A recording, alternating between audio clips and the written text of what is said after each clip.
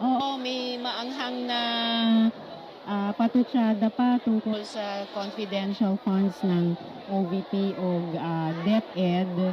Pero lagi kong pinipilit ibalik naman sa issue kasi dili naman yan issue ng drama, dili naman yan issue ng respect. Well, ang respect na kinahanglan mula sa bawat isa sa amin na nagtatrabaho sa gobyerno ay respeto sa mamamayan. Kaya ang mamamayan ang nagbabayad ng buwis.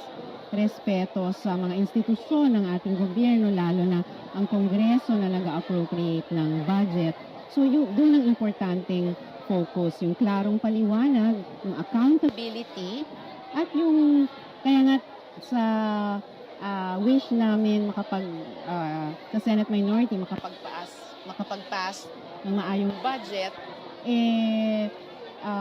yung isang policy direction ay ilipat yung mga confidential funds sa line item budgets kasi doon mas ma-account ng mga department o mga office at o ilipat yung mga confidential funds sa intelligence funds sa mga totoong may intelligence mandate. Halimbawa yung Coast Guard, yung Philippine Navy, no?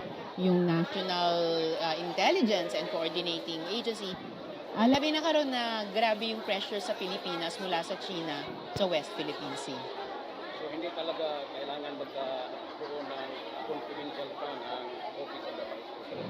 Tingin ko if ever, limitado lang pero di ko pa nga alam kung in what way kasi kailangan i-justify nung office. Reasonable naman ang Kongreso We really try to be very professional about these issues tulad ng alinmang pamilya or household, tulad ng anumang kumpanya, kunyari sa private sector.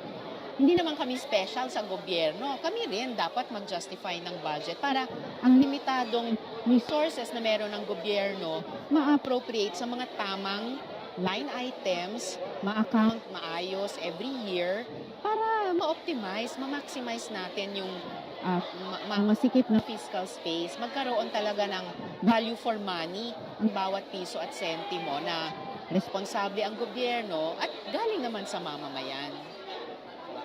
Salamat po.